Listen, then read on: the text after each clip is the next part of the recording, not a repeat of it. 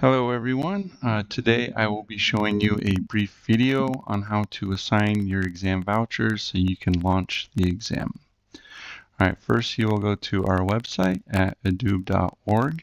Once you're here, you will log in and you will enter in your email address as well as your password. Once you are logged in, you will go to certification here at the top, and you'll go to assign voucher. You will then enter in your voucher code, just like so. And once the voucher has been assigned to your Adobe account, you can then launch the exam. And then you hit begin session and you'll begin taking the exam. All right, thank you very much for your time, and I wish you all success on your exam.